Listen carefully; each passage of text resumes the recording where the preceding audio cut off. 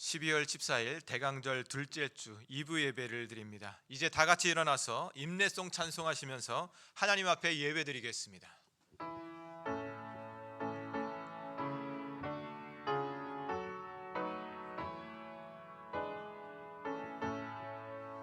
찬양하라 내 영혼아, 찬양하라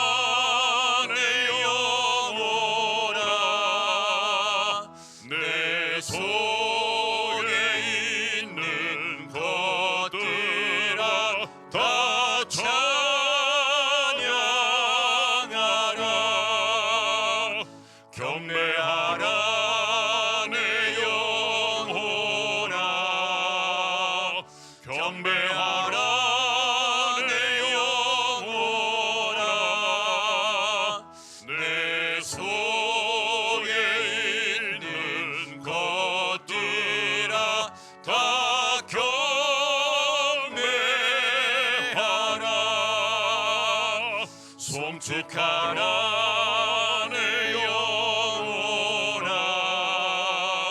송축하라 내 영혼아, 내 속에 있는 것들아 다 송축하라.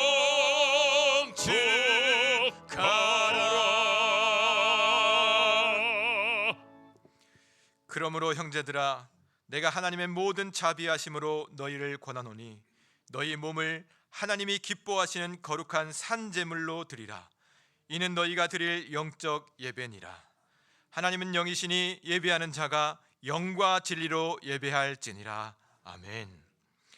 성도의 앉고 일어섬을 아시며 택한 자녀의 발걸음을 인도하시는 하나님, 지난 한 주간 주님의 권능의 날개 아래 살다가 오늘 거룩한 주일을 맞이하여 예배 자리에 나왔습니다. 믿음의 눈을 열어주시어 이곳에 임재하신 하나님을 만나게 하여 주시고, 귀를 열어주시어 살아계신 하나님의 음성을 듣게 하여 주옵소서. 또한 우리의 입술을 열어 거룩하신 하나님의 이름을 찬송하게 하여 주시며, 마음을 열어 이 땅의 구원자로 오신 예수 그리스도를 영접하게 하여 주옵소서. 예수님의 이름으로 기원하옵나이다. 아멘. 다 같이 신앙 고백하시겠습니다. 나는 전능하신 아버지 하나님, 천지의 창조주를 믿습니다. 나는 그의 유일하신 아들 우리 주 예수 그리스도를 믿습니다. 그는 성령으로 잉태되어 동정녀 마리아에게서 나시고 본디오 빌라도에게 고난을 받아 십자가에 못 박혀 죽으시고 장사된 지 사흘 만에 죽은 자 가운데서 다시 살아나셨으며 하늘에 오르시어 전능하신 아버지 하나님 우편에 앉아 계시다가 거기로부터 살아있는 자와 죽은 자를 심판하러 오십니다. 나는 성령을 믿으며 거룩한 공교회와 성도의 교제와 죄를 용서받는 것과 몸의 부활과 영생을 믿습니다. 아멘. 찬송가 79장 하나님께 찬송 드리겠습니다.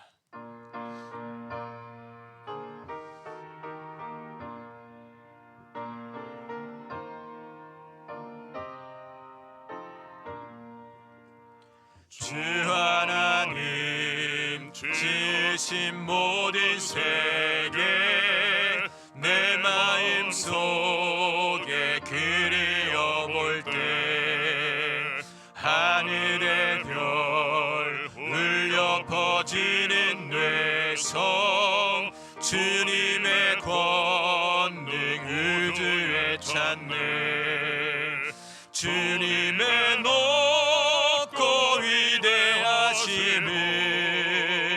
내 영혼이 찬양하네.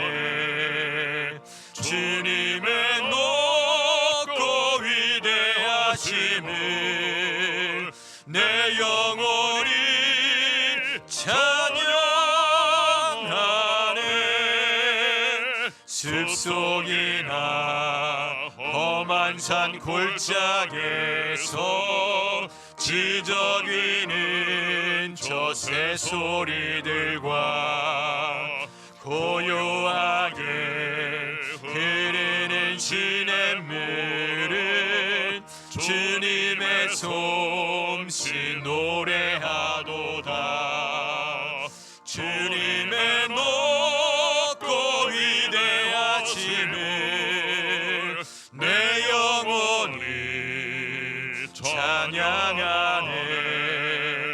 주님의 높고 위대하심을 내 영혼이 찬양하네.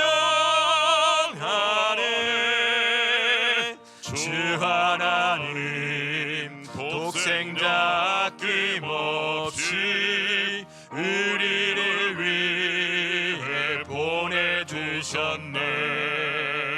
십자가에 피 흘려 죽으신 주 내 모든 죄를 대속하셨네. 주님의 높고 위대하심을 내 영혼이 찬양하네. 주님의 높고 위대하심을 내 영혼이 찬양하네. 내 주 예수 세상에 다시 올 때 저 천국으로 날 인도하리. 나 겸손히 엎드려 경배하며 영원히 주를 찬양하리라. 주님의 높고 위대하심을 내 영혼이 찬양하네. 주님의 높고 위대하심을 내 영혼이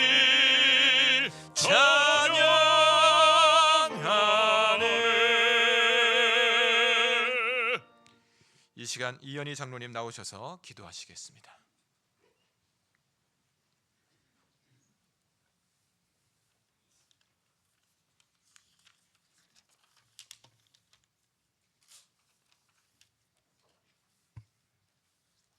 사랑과 은혜가 풍성하신 하나님 아버지, 대림절 둘째 주를 맞아 예배드리게 하신 감사합니다.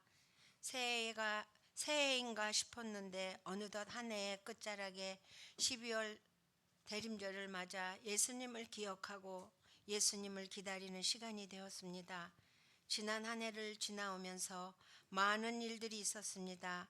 나라의 어지러운 상황 속에 새로운 대통령도 세워졌고 경제 불황에 국민들이 어려워하는 상황들도 있었습니다. 세상은 점점 어지러워져 가고 국민들은 각기 자기의 옳음을 말합니다. 하나님 아버지, 모든 이 나라의 정세를 주관하여 주시사 안정되고 평안한 나라가 되게 도와 주옵소서.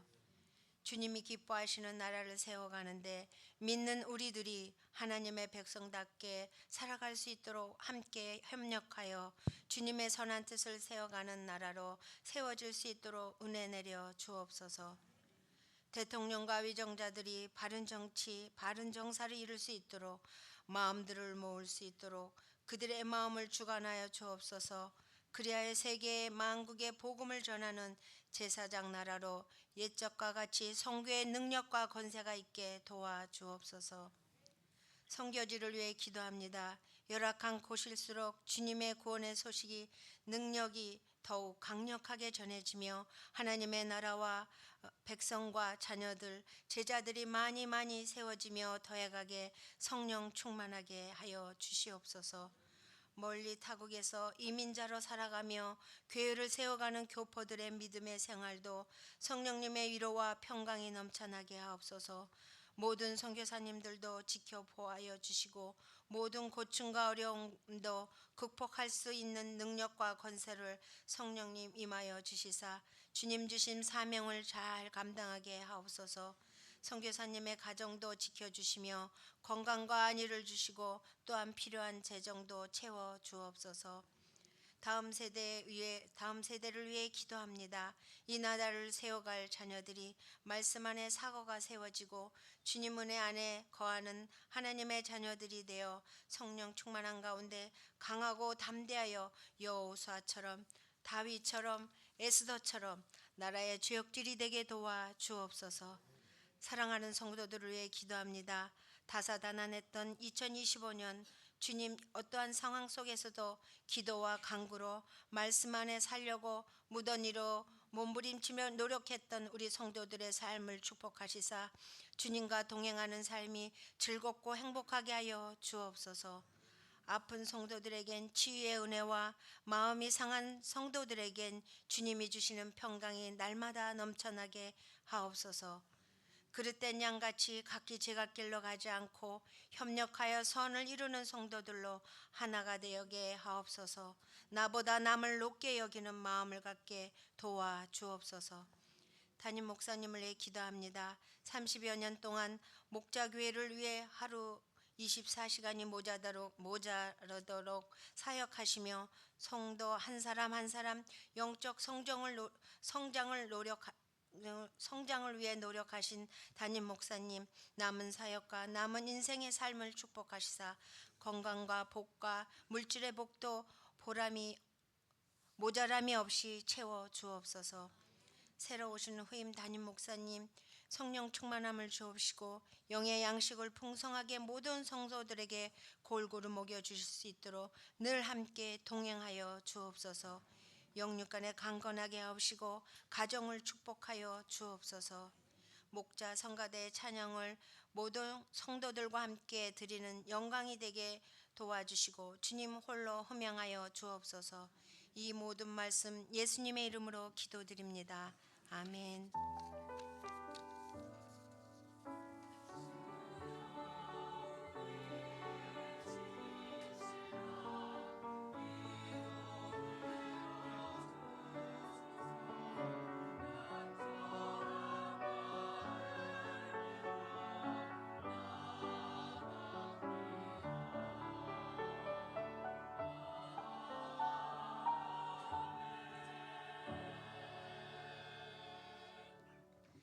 다 같이 일어나셔서 봉헌 찬송 하나님 앞에 올려드리겠습니다.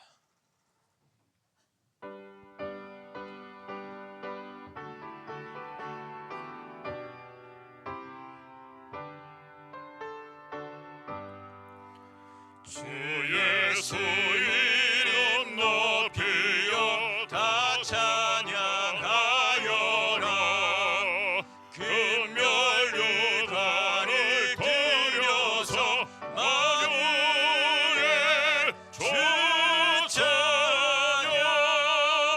내 귀한 몸에 바쳐서 만유의 주 찬양.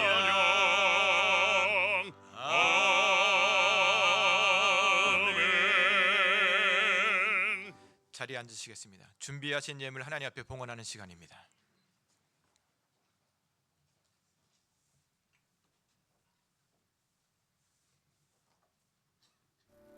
우리 함께해요. 꿈이 아님이 감사하다. 2025년 12월 11일 아침, 내 평생 보지 못했던 신비롭고 아름다운 설국 속으로 사랑하는 사람과 함께 달리고 있었다. 입을 담을 수 없다. 창조주가 펼쳐놓은 순세 세계로 들어와 순전한 아이 되어 춤을 추고 있다.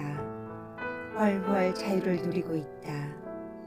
나의 사랑이여, 나의 애틋한 아이들이여, 나의 벗들이여, 우리 함께해요. 그리스도 예수 그 사랑으로 정복하여 세울 그 거룩한 나라로 우리 함께해요. 2025년 12월 11일 성탄을 기다리며 정리 김동한 목사.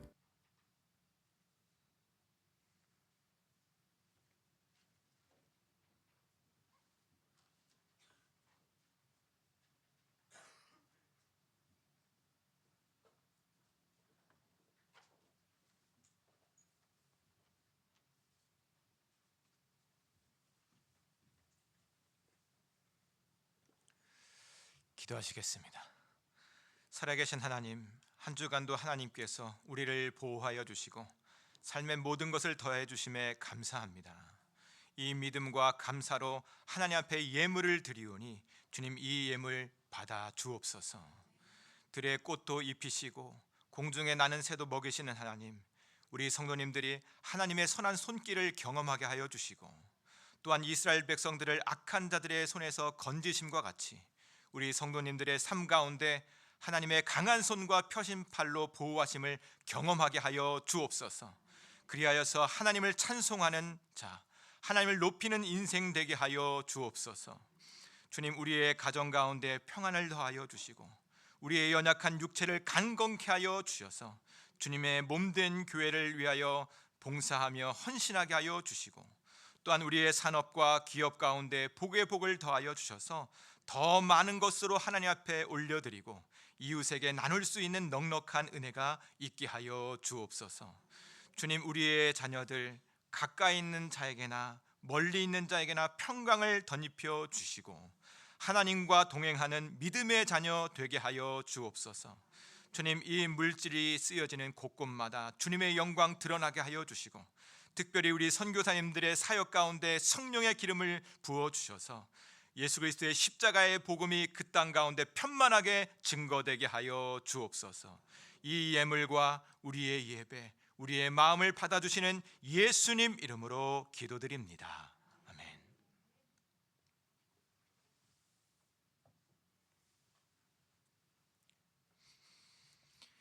이 시간 광고 시간입니다. 우리 12월 캠페인 우리 함께 같이 해보도록 하겠습니다. 목자교회는 용서와 화해로 축복하는 공동체입니다. 가슴에 손을 얹고 다시 한번 해보겠습니다. 목자교회는 용서와 화해로 축복하는 공동체입니다. 목자교회는 용서와 화해로 축복하는 공동체입니다. 목자교회는 용서와 화해로 축복하는 공동체입니다. 아멘. 그러한 은혜가 우리 공동체 가운데 있기를 간절히 축복합니다. 오늘은 대강절 셋째 주일, 특별히 성서주일입니다. 이 땅 가운데 말씀으로 임하신 우리 예수님을 기억하고 그 하나님 앞에 감사하는 우리 대강절, 또한 우리 성서주일 되기를 소망합니다. 여러분, 다음 주 우리 대강절 주일은 대강절 넷째 주일인데요. 어떤 날인지 아시죠? 오후 예배 시간에는 우리 하나님 앞에 올려드리는 성탄 축하 발표회 및 남녀 선교회 캐롤 경연 대회가 있습니다. 여러분 준비하고 계시지요? 여러분 이 찬양, 이 경연 누구 앞에 할까요? 우리 하나님 앞에 합니다. 우리 하나님을 기쁘시게 하는 우리 축제의 시간이 되었으면 좋겠고, 우리 함께 동참해서 우리 하나님 앞에 찬양하는 귀한 시간 되기를 소망합니다. 우리 가족 이웃 초청 성탄절 경축 예배가 25일 목요일 오전 11시에 있습니다. 우리 성탄절 예배인데요, 우리 11시에 드려집니다. 여러분 생각하고 계시죠? 내가 누구를 초대할지, 누구를 초청할지 기도하시면서 그때 함께 같이 사랑하는 사람들 가운데 복음을 증거하는, 복음을 선물하는 귀한 시간 되셨으면 좋겠습니다. 성탄절 및 송년 결산을 위한 새벽 기도회가 22일부터 27일 오전 5시 30분에 진행됩니다. 한 해를 은혜로 잘 마무리할 수 있도록 여러분 하나님의 은혜를 간구하는 시간 되었으면 좋겠습니다. 담임 목사 취임식 및 원로 목사 추대식이 28일 오후 3시에 진행됩니다. 여러분 우리 김동환 목사님 아름다운 은퇴, 또 우리 목자교회 새로운 출발, 부흥의 시작이 될 수 있도록 함께 기도해 주시고 많은 동참 부탁드립니다. 오늘 오후 예배는 교구 연합 목장 예배로 드려집니다. 교구 연합 목장 예배 가운데 많은 참여 부탁드립니다. 이번 주 수요일 저녁 예배는 1교구 주간, 또 금요 저녁 기도회는 권사의 주간입니다. 함께 준비해 주시길 부탁드립니다. 이번 주일 강단 꽃꽂이 섬김은 우리 김영길 집사님, 김지순 권사님 가정에서 드렸습니다. 또 이번 주일 식사는 우리 김창학 안수 집사님, 나동수 권사님 가정에서 드렸습니다. 달력을 배포합니다. 오늘 말고 다음 주에 배포하는데요, 탁자용 그리고 또 일반용이 있습니다. 벽걸이용이 있습니다. 여러분 숫자가 부족해가지고 각 가정당 한 개씩입니다. 그래서 탁자든지 벽걸이든지 둘 중에 하나를 선택하셔서 다음 주에 가져가 주셨으면 좋겠습니다.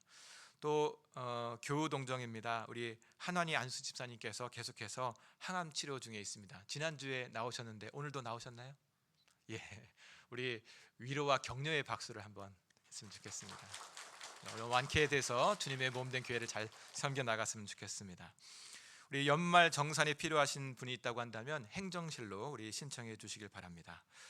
라크로체 클래식과 함께하는 명품 송년 콘서트가 고향 아람누리 아람 음악당에서 이번 주 목요일 7시 30분에 있습니다. 교회에서 출발은 5시입니다. 그래서 한 10분 전까지 교회로 오시면 함께 출발할 수 있을 텐데요. 미리 인원 파악을 위해서 우리 행정실로 연락을 주셔서 함께 동참하겠다라고 하신 분들은 신청해 주셨으면 좋겠습니다. 이제 우리 손양국 안수 집사님, 온영자 권사님께서 나오셔서 성경 봉독하신 후에 목자 성가대 찬양 올려드리도록 하겠습니다.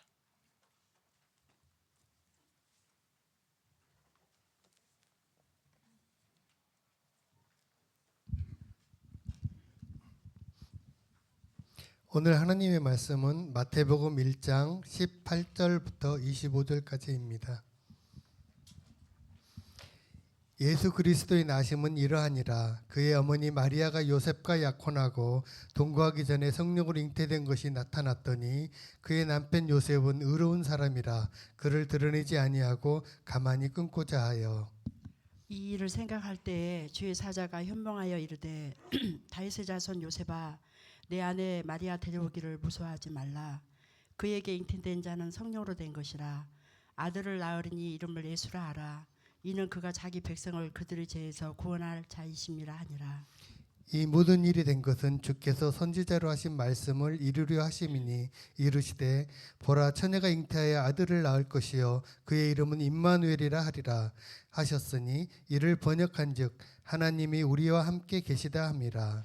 요셉이 잠에서 깨어 일어나 주의 사자의 분부대로 행하여 그의 아내를 데려왔으나 아들을 낳기까지 동침하지 아니하더니 나음의 이름을 예수라 하니라. 아멘.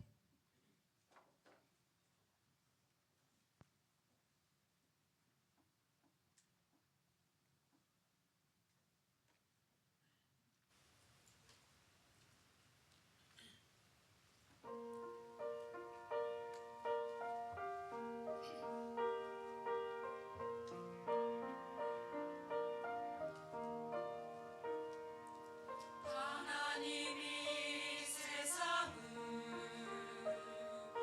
이처럼 사랑하시사 독생자 예수님이 땅에 오시었네.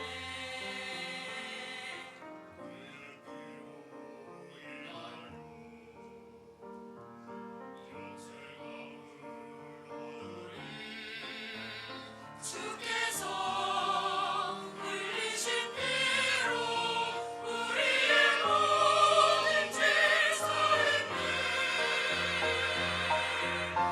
그 사랑 크고도 놀랍네.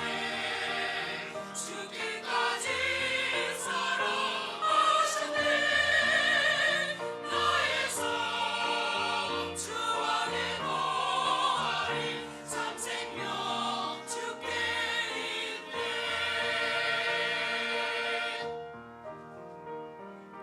하나님이 세상을 이처럼 사랑하시사 독생자 예수님이 땅에 오시었네. 그의 피로 인하여 영생함을 얻으리.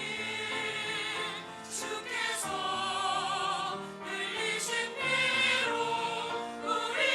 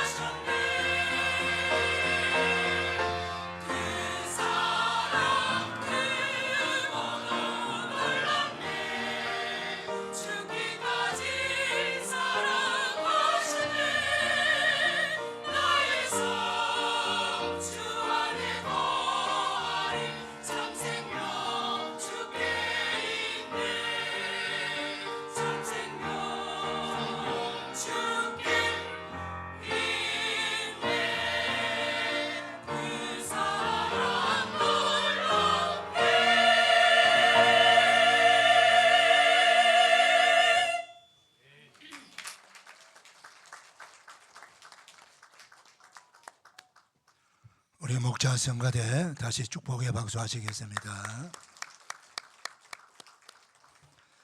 거룩한 주일 2부 예배에 나온 여러분들 주님의 이름으로 축복합니다. 우리 서로 축복 인사 나누겠습니다. 축복합니다. 반갑습니다. 은혜 받읍시다. 할렐루야.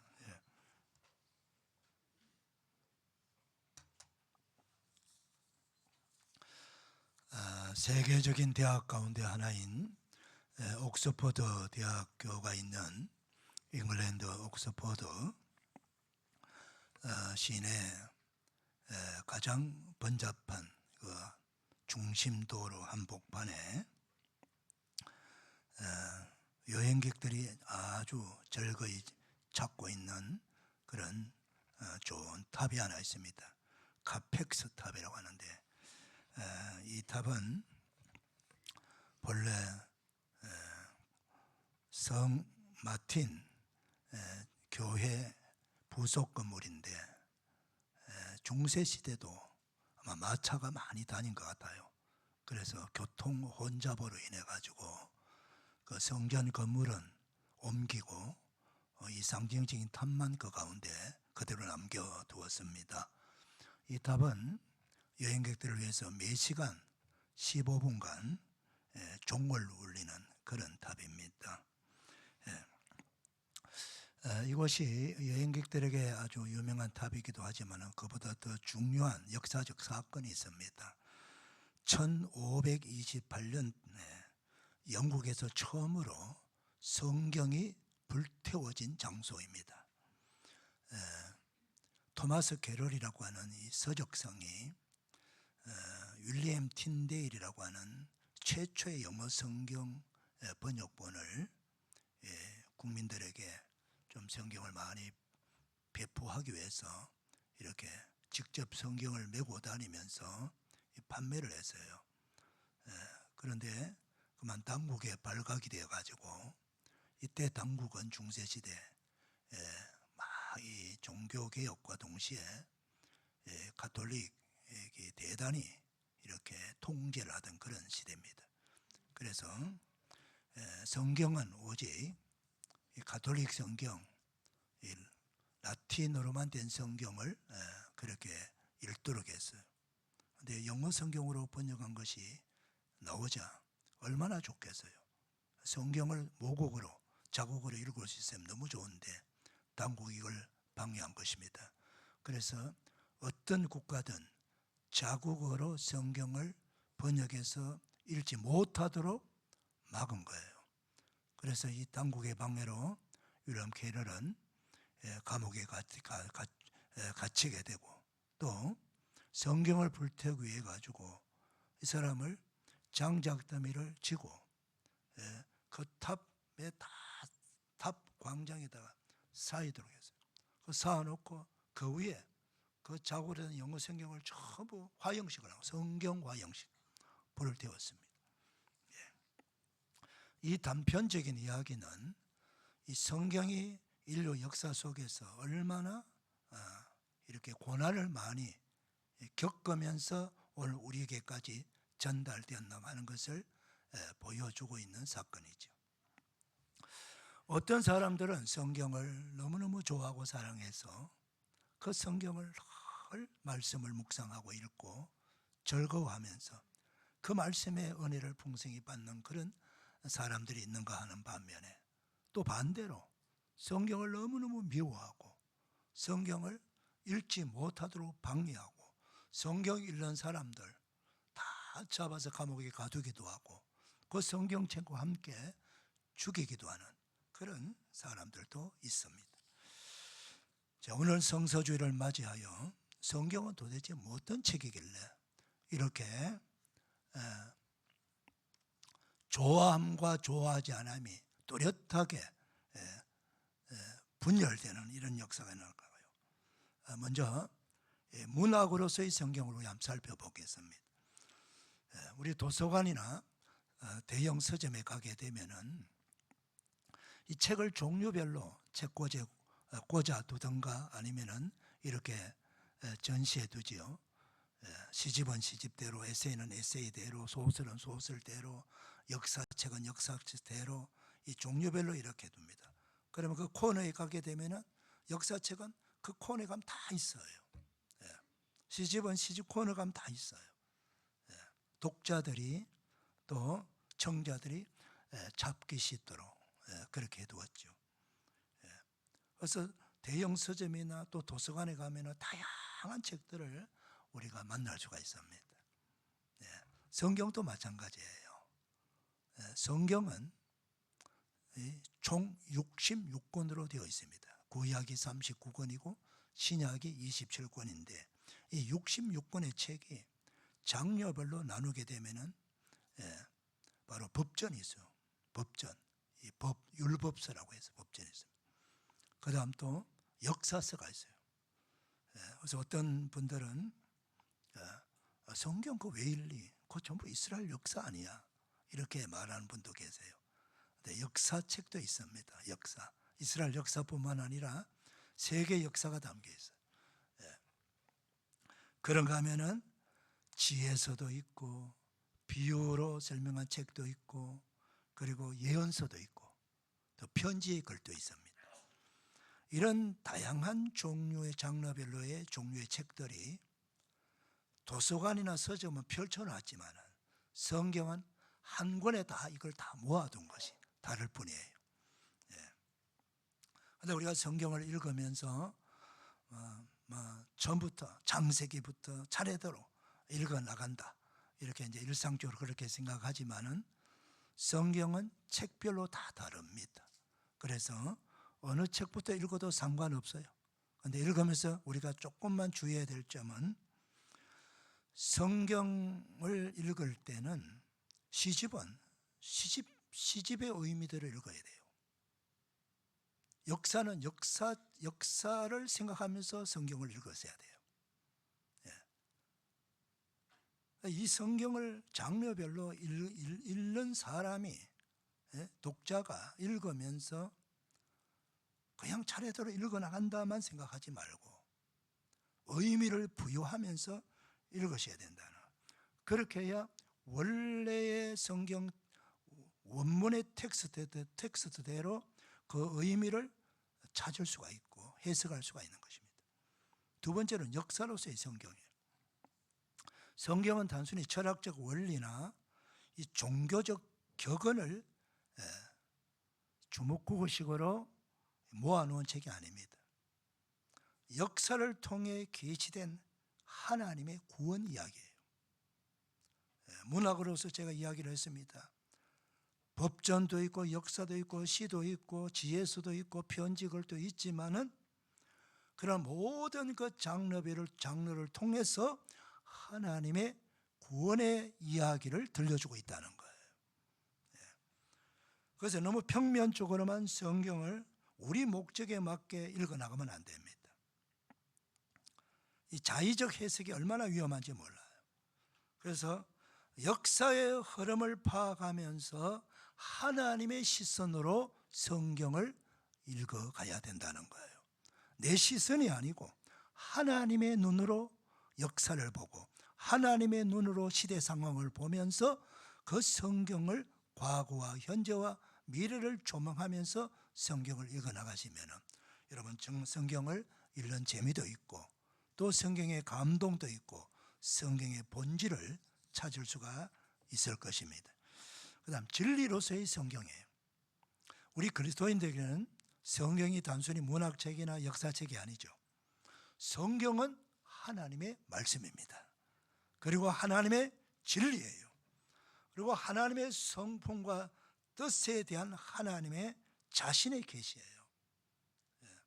성경은 하나님의 말씀인데 그 하나님의 말씀이 이 땅에 살아가는 백성들, 이 땅에 사는 사람들에게 어떻게 잘 전달할 수 있을 것인가 하는 것을 다양한 장르를 통해서 하나님께서 말씀하시는 거예요.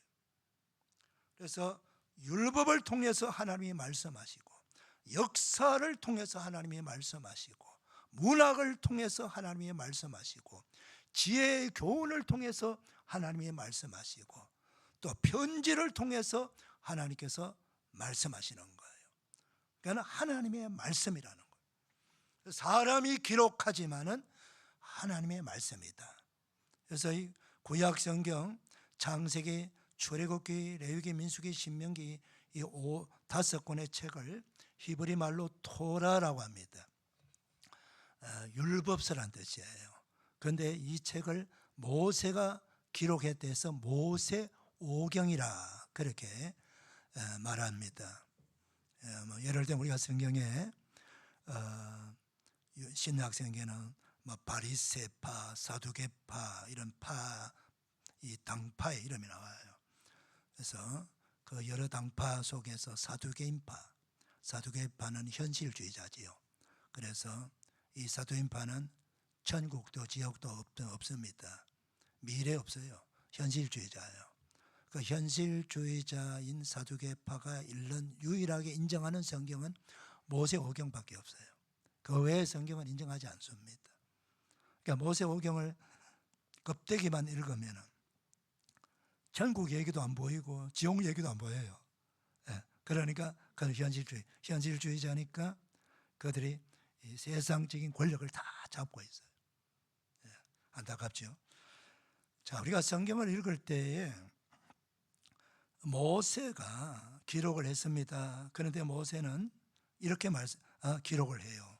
예를 들면은 우리 출애굽기 3, 4장 17절 제가 예를 듭니다. 여호와께서 모세에게 이르시되, 이 표현을 먼저 써요. 하나님께서 이르시되 말은 모세에게 말씀하시되 너는 이 말들을 기록하라. 내가 이 말들의 뜻대로 너와 이스라엘과 언약을 세웠음이라 하시니라. 이렇게 모세는 자기가 기록하지만은 이 기록한 말씀이 하나님께서 자신에게 말씀하시는 말씀이라고 먼저 서두에 그렇게 기록하고 있다는 거예요. 신약 성경의 절반을 기록한 사도 바울도 갈라디아서 1장 12절에 이렇게 말씀하고 계세요. 이는 내가 사람에게서 받은 것도 아니요 배운 것도 아니요 오직 예수 그리스도의 계시로 말미암은 것이니라. 다 바울 서신이에요. 로마 교회에게 바울이 썼어요. 에베소 교회, 빌립보 교회, 갈라디아 교회, 또 개인적으로 디모데에게, 디도에게 다 개인이 쓴 편지지만은 자신이 개인이 창작물이 아니고 자신의 의도와 뜻이 아니고 오직 예수 그리스도의 계시로 말미암은 것이라. 그렇게 말씀하고 있는 겁니다. 우리 예수님께서도 요한복음 17장 17절에 아버지의 말씀은, 이 성경 말씀은 진리입니다. 그렇게 말씀하고 있어요. 그리고 자신이 내가 곧 길이요 진리요 생명이라고 자신을 표현하고 있어요. 성경은 하나님의 말씀이고 진리의 말씀이다 하는 것을 믿으시길 바랍니다. 그 다음에 이 성경이 하나님의 말씀인 것을 정확하게 보여주는 표현이 뭐냐? 바로 모든 성경은 하나님의 감동으로 된다. 하나님의 감동으로 된 것으로 교훈과 책망과 바르게 함과 의로 교육하게 유익하니 이는 하나님의 사람으로 온전하게 하며 모든 선한 일을 행할 능력을 갖추게 하려 함이라. 이 말씀은요, 우리가 부모로부터 선생님으로부터 또는 현자로부터 교훈을 받고 때로는 책망도 받고 또 바르게 살아가야 된다는 그 바르게 함에 코칭도 받고 또 모든 교육을 받는데 교육 중에 최고의 교육이 의로 교육함을 받는 거예요. 이런 모든 세상의 일들은 사람이 만들어가는 거예요. 악한 사람이 악한 일을 행하는, 악한 사람은 악행을 저지르는 일을 만드는 거예요. 그러나 선한 사람은 선한 역사를 만들어가는 거죠. 그래서 성경은 의로 교육하게 유익하다. 의로운 사람을 만드는 거예요. 그래서 하나님의 사람으로 온전하게 하며 또 모든 일이 아니고 모든 선한 일을 행할 능력을 갖추게 하려 함이라. 그러니까 하나님의 말씀인 성경을 내가 하나님의 말씀으로 인정하고 그리고 그 말씀을 배우고 그 말씀을 따르게 되면은 하나님의 사람으로 온전하게 되는 은혜를 받게 되는 거예요. 세상 교육이 감당하지 못하는, 우리 뭐 얼마나 지금 공부를 많이 합니까? 우리 자녀들이 유치원 거의 다 갑니다. 어린이집, 유아 때부터 교육을 시켜요. 초등학교, 중학교, 고등학교, 뭐 웬만하면은 지금은 대학교도 다 가고요. 대학원도 많이 갑니다. 상상도 못할 일이에요. 이런 교육 수준이 얼마나 높은지 몰라요. 여러분, 이렇게 세상 교육을 많이 받고 그 어마어마한 학문을 함에도 불구하고 세상은 어때요? 더 좋아진 세상이 돼야 되지 않습니까?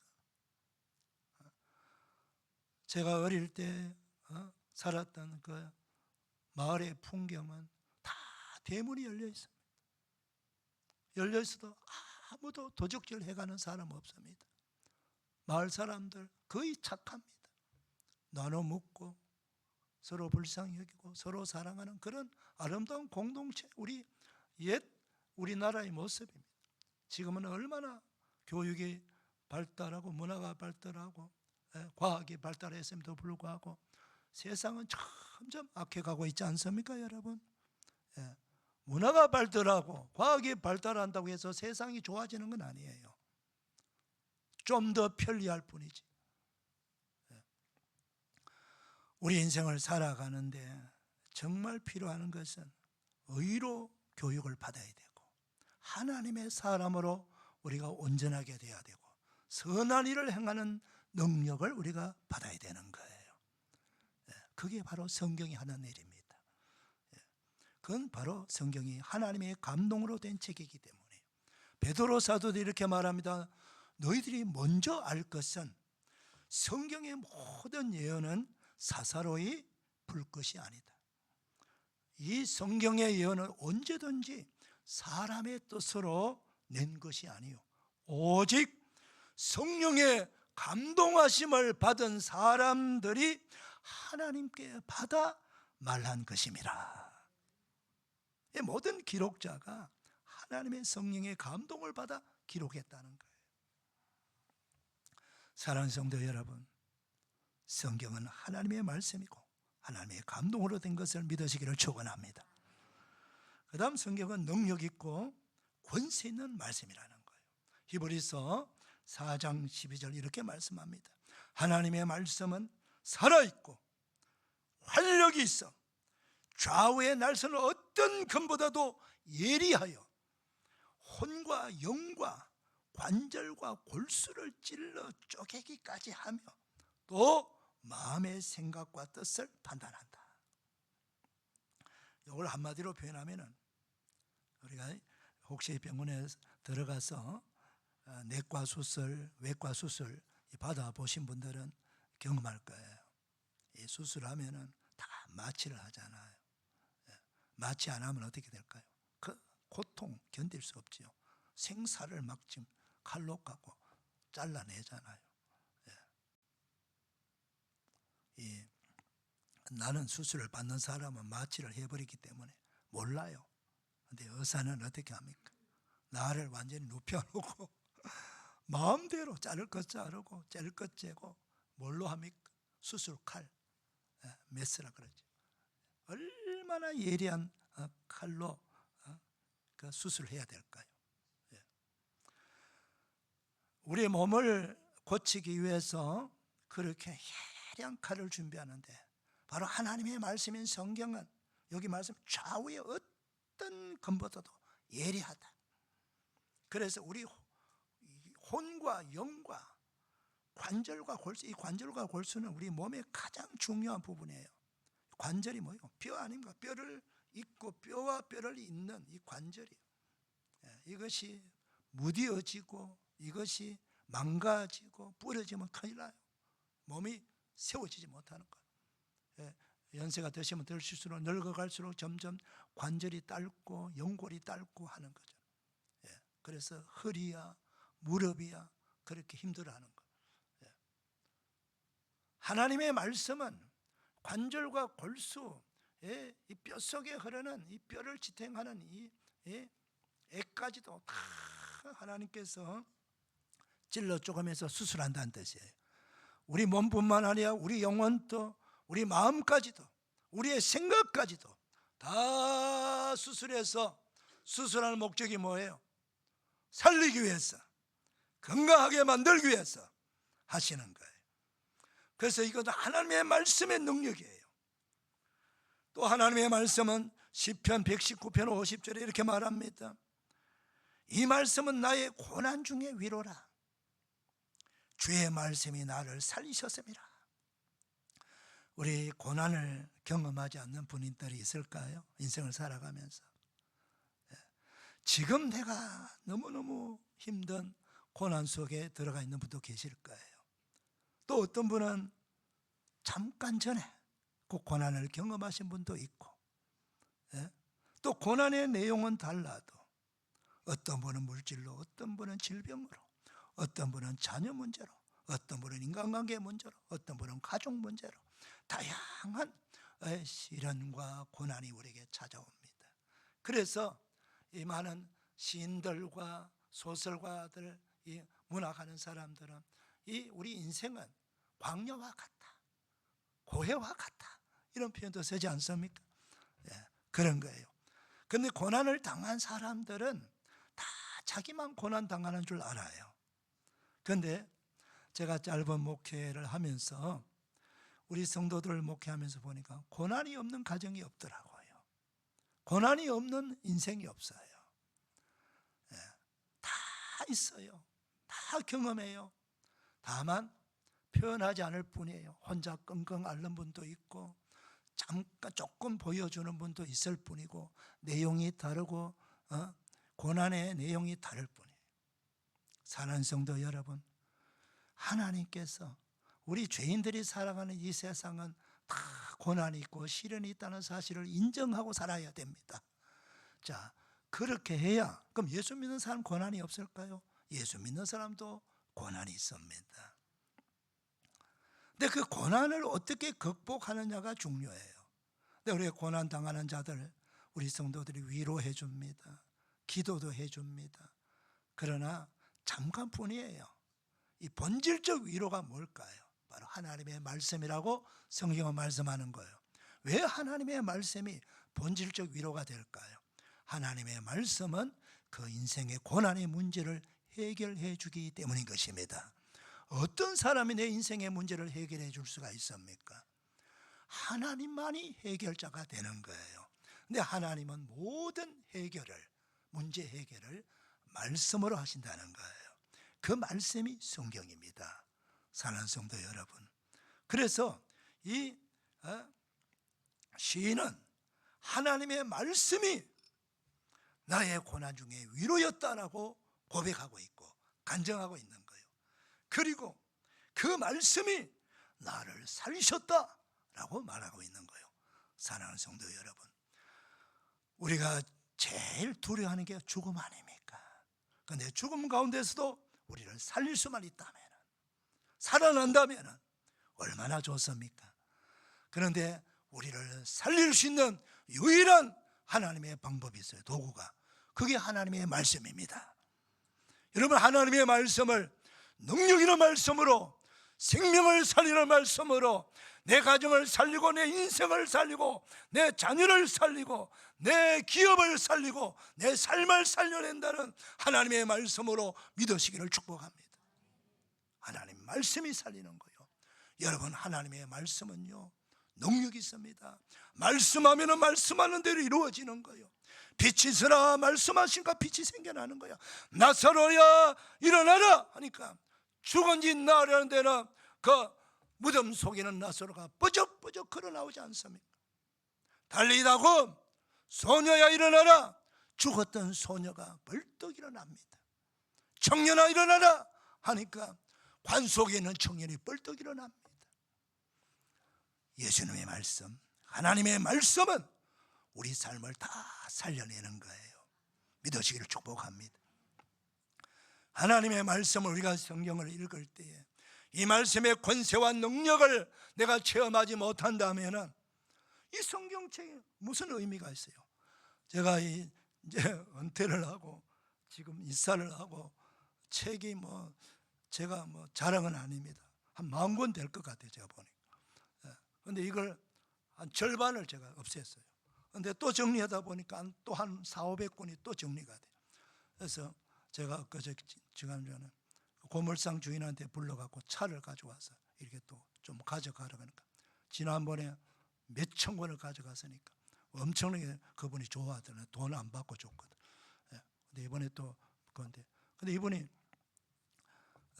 눈이 많이 오는 날 왔어요. 고마워서 너무 죄송하고 고맙다고 그러니까 목사님 제가 부탁이 있다. 뭐 성경책 한 권 얻을 수 있느냐? 제가 다 버려도 성경책은 한 권도 안 버렸어요. 지금까지 모아놓은 책이 자네가 제 꼬집고만 한 50권 되더라고요. 근데 드리죠. 그러면서 새 성경책을 2권을 드렸어요. 이건 제가 보던 책인데 괜찮겠냐? 괜찮다. 성경책 너무너무 감사. 제가 성경책 받아서 너무 기쁩니다. 그러면서 그 성경책을 받아갔었어요. 사는 성도 여러분, 하나님의 말씀 성경책을 귀하게 여기시기를 축복합니다. 근데 여러분 중요한 건 뭐냐? 성경의 책을 많이 가지고 있다고 중요한 게 아니에요. 성경의 중심이 누구냐가 중요해요. 성경의 중심은 예수 그리스도입니다. 예수님께서 이렇게 말씀하죠. 요한복음 5장 39절에 너희가 성경에서 영생을 얻는 줄 생각하고 성경을 연구하거니와 이 성경이 곧 내게 대하여 증언하는 것이니라. 그때 성경은 구약 성경밖에 없었어요. 구약 성경은요 예수라는 이름이 아무도 안 나옵니다. 그런데 구약 히브리적 예수는 히브리 이름으로는 여호수아, 예수아 이렇게 표현하거든요. 그러니까 여호수아는 이름이 등장합니다.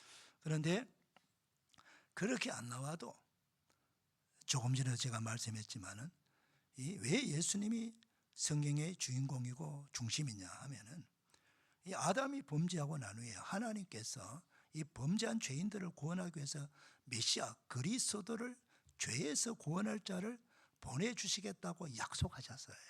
그 약속의 첫 번째 약속의 언약 예언이 창세기 3장 15절 말씀입니다. 바로 범죄하자 말자 하나님은 바로 죄인들을 구원할 계획을 세우신 거예요. 그건 그리스도 그분이 오셔야 된다. 근데 그리스도는 어떤 분이 오셔야 되느냐? 인류를 죄에서 구원할 자는 모든 사람이 죄를 범하였음에 하나님의 영광이 이르지 못하더니 로마서 3장 23절 말씀.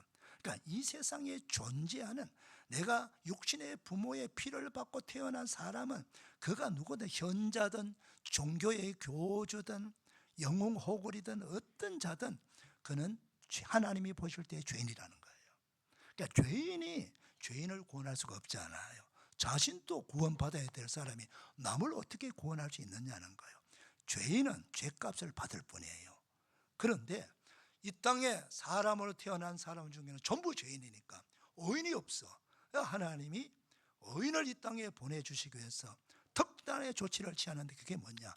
바로 하나님의 독생자 아들을 이 땅에 사람으로 보내주시기로 결심하시는 거예요. 그래서 이걸 신학적 용어로 요한복음 1장 14절 성육신, 인카네이션, 하나님이 사람 되고 육신의 몸을 가지고 오셨다 이런 표현이에요. 이걸 이제 그래서 하나님은 뭐야? 구약이잖아. 구약 첫 번째 약속이지. 뭐에 대한 약속이냐?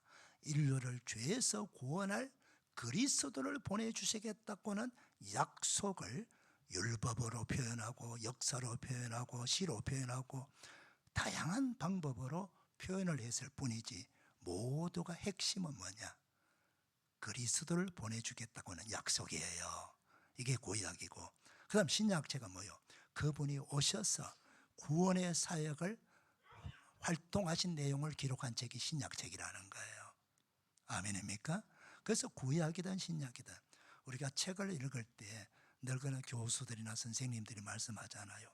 또 책을 지은 저자도 이 책의 핵심을 잡아라. 우리는 따라합시다. 핵심을 잡아라. 여러분 성경의 핵심을 잡아야 돼요. 수천 번 읽어도 핵심을 잡지 못하면 안 됩니다. 예. 핵심이 뭐요? 예수 그리스도입니다. 예수 그리스도. 그 예수 그리스도가 바로 성경의 중심이고 핵심이에요. 예. 그래서 성경을 읽으면서 예수님을 만나야 돼요. 근데 웬만하면 마음의 문을 열고 성령의 감동을, 성령의 통치와 성령의 인도함을 받고 성경 읽으면요, 다 웬만하면 다 그 성경 읽으면서 우리 예수님을, 살아계신 예수님을 만나게 돼요. 여러분, 그런 은혜가 여러분에게 임하기를 축원합니다. 예. 내가 평생 예수 믿는 사람으로 살아가는데, 내가 믿는 예수님이 부처나 공주나 공자나 맹자나 마호메트처럼 그들의 죽은 길이 가가지고 그 큰 무덤 앞에 가서 참배하는 종교가 아닙니다, 여러분. 기독교는 무덤 앞에 가서 절하는 종교가 아니에요. 죽은 자 앞에 절하는 종교가 아닙니다. 기독교는 죽은 자를 살려내는 종교예요. 그 예수님은 죽은 지 살면 살아나지 않습니까? 무덤에 죽은 자가 없어요. 기독교는 살리는 종교예요. 아멘입니까?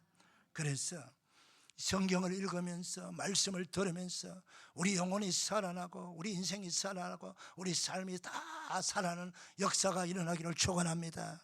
예. 성탄절이 뭐예요? 바로 우리를 죄에서 구원하시기 위해서 오실 하나님의 아들 그리스도 탄생하는 날이에요. 탄생하는 날. 이 날이 성탄절이에요. 자, 이 예수님이 그럼 하나님 어떤 방법으로 보내주시는가 하는 내용, 오늘 본문의 내용이요. 자, 하나님이 아들이지만 하나님이세요. 그 하나님이 의인으로 우리과 똑같은 사람으로 오는데, 이거는 사람이 상상할 수 없는 방법으로 하나님께서 이 땅에 보내주신 거죠. 그래서 오해를 불식시키기 위해 가지고 처녀 중에서도 동정녀 처녀의 몸을 빌립니다. 그건 선택은 하나님의 자유예요. 그래서 저 유대 땅 나사렛이라는 마을에 마리아라고 하는 한 처녀를 하나님이 선택하시는 거예요. 그건 전적인 하나님의 권한입니다. 선택. 예. 그래서 그 마리아의 몸에 결혼도 안 했는데, 동정녀 처녀인데 성령으로 잉태하게 하셨다. 성령으로. 예. 성령으로. 그 크신 하나님이, 창조주 하나님이 그 마리아라는 동정녀 처녀 자궁 안에 안착하게 된 거예요. 그리고 나서 우리가 10달 배불러서 아이 낳듯이 10달 동안 그렇게 배불러 가지고 아이가 태어나게 하신 거예요. 그 태어난 날이 성탄절이에요. 자, 근데 그 남편의 이름은 요셉. 요셉과 약혼한 처녀. 요셉은 누구요? 다윗의 자손이에요. 직계 자손. 하나님이 약속해서 예언했어요. 다윗 왕의 후손으로 그리스도가 오시겠다 약속했거든요. 그러니까 다윗 왕의 후손으로 오시겠다는 약속을 이루기 위해서 다윗의 직계 후손인 요셉이라는 사람을 선택한 거죠. 기가 막히잖아요. 자, 그래서 아들을 낳으린 이름을 예수라 하라. 예수가 뭐요? 자기 백성을 저희 죄에서 구원할 자성, 이렇게 이 땅에 살아가는 모든 사람은 하나님이 생명을 받아서 태어난 사람들입니다. 그래서 모든 인류가 예수님 편에서 보면은, 하나님 편에서 보면은 자기 백성이 되는 거예요. 아멘입니까? 그래, 전 인류의 죄를 대속해 주시기 위해서, 구원하시기 위해서 주신 이름이 예수입니다. 여러분, 예수. 구원자라는 뜻이요. 특히 죄에서 구원자라는 뜻이요. 그래서 예수라는 이름을 가지고 오신 거예요. 그래서 우리가 예수님을 그리스도, 인류를 죄에서 구원할 자 되시는 그리스도 예수다, 그렇게 우리가 말하는 거예요. 자, 여기다 오늘 한 번 더 이사야 선지자 예언을 충족시키기 위해서 처녀가 아들을 낳을 것이다. 이름을 임마누엘이라 하리라. 임마누엘은 하나님이 나와 함께 하신다는 뜻이에요. 자, 우리 예수님은 우리를 죄에서 구원하고 휙 올라가시는 분이 아니고, 예수님께서 우리와 영원토록 함께 하시겠다. 그래서 예수님 부활 성전하시면서 마지막 말씀이 뭐예요? 내가 세상 끝날까지 너희와 항상 함께 있으리라. 이게 임마누엘이에요. 사랑하는 성도 여러분, 우리가 예수님을 믿음으로 말미암아 죄 사함 받고 구원받았습니다. 구원받고 하나님 가버린 게 아니에요. 우리 예수님이 세상 끝날까지 저와 여러분과 함께 하심을 믿으시기를 축복합니다. 기도하겠습니다. 하나님 감사합니다. 오늘도 말씀을 들어서 오니 하나님의 말씀, 이 성경 말씀 귀하게 여기고 내 평생 하나님의 말씀을 품고 말씀을 듣고 읽고 묵상하면서 말씀해 주시는 모든 축복과 그 능력을 체험하며 살아가는 복된 성도들 되게 하여 주옵소서. 예수님의 이름으로 기도 올리옵나이다. 아멘.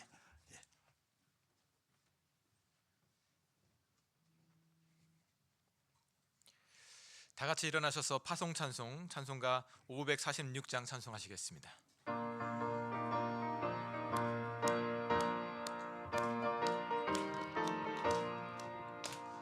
주님 약속하신 말씀 위에서 영원토록 주를 찬송하리라. 소리 높여 주께 영광 돌리며 약속 믿고 굳게 서리라. 굳게 서리 영원하신 말씀 위에 굳게 서리. 굳게 서리 그 말씀 위에 굳게 서리라. 주님 약속하신 말씀 위에서 세상 염려 내게 엄습할 때에 용감하게 힘써 싸워 이기며 약속 믿고 굳게 서리라. 굳게 서리 영원하신 말씀 위에 굳게 서리. 굳게 서리 그 말씀 위에 굳게 서리라. 주님 약속하신 말씀 위에서 영원하신 주의 사랑 힘입고 성령으로 힘써 싸워 이기며 약속 믿고 굳게 서리라. 굳게 서리 영원하신 말씀 위에 굳게 서리. 굳게 서리 그 말씀 위에 굳게 서리라. 주님 약속하신 말씀 위에서 성령 인도하는 대로 행하며 주님 품에 항상 안식 얻으며 약속 믿고 굳게 서리라. 굳게 서리 영원하신 말씀 위에 굳게 서리. 굳게 서리 그 말씀 위에 굳게 서리라.